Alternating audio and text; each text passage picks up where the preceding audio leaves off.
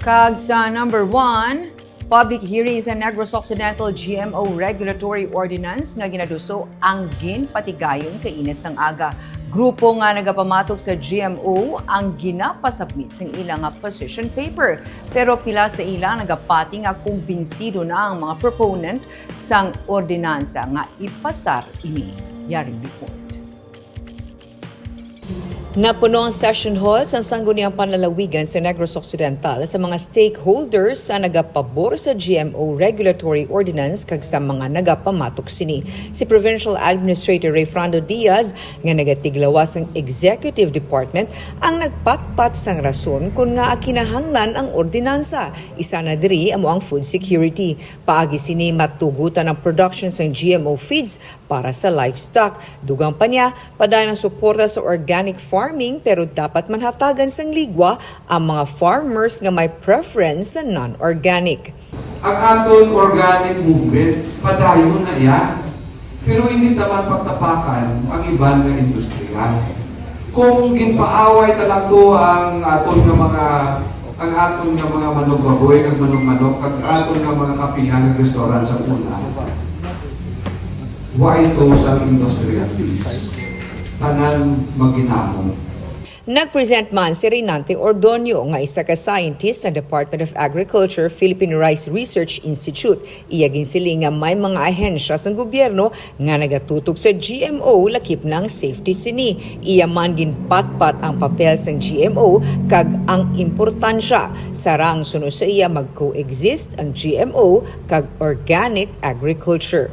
Concurrent or sabay na pag-cultivate ng organic, conventional, identity preserved and biotech crops. Pwede mong sabay at magkaibang lugar lang.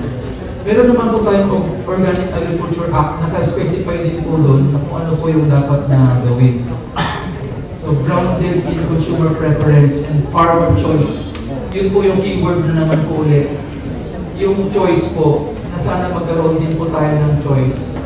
Sunog kay Board Member Andrew Montelibano, ang chairman sa Committee on Agriculture, kag amo ang nagapreside sa hearing, ginhatagan nila sang tion nga makasubmit sang ilang position paper ang mga nagapamatok sa ordinansa. Kung tani mahangpan sang tanan suno sa iya nga samtang nagalakat ang panahon, luyag nila nga hindi maulihi ang Negros Occidental sa mga pagbag-o. Hatagan sa nagakaigo nga konsiderasyon ang kaundan sang panindugan sang grupo kag tutukan nila ang iga-submit nga committee report. Pangkuhan pa na namon tanan para if we need to redraft the ordinance, we will redraft kung anong include, anong ikaksyon. But as I've said, we will take everybody's kung anong consensus ang iban para to improve it and to make it acceptable to everybody. Para naman kay Eliseo Ruzal Jr., ang advocacy officer sa Masipag nga isa ka national organization, hindi patas ang pag-facilitate sang hearing. Pero nagapasalamat sila bisan paano nga nabatian ang ilang nga mga panindugan kag bahin. Dugang naman ni Ruth Gamboa, nga retired professor sa biology sa UP Mindanao, kayang GMO option man kung tani makabuhat sang isa ka informed nga desisyon ang mga mangunguma. While there's a consultation, I think it's already predetermined. They had set their mind to approve it. So we'll find ways how to oppose it. Because clearly everyone in the room, all farmers in the room are opposing it, questioning it. GMO is an option for farmers. Okay.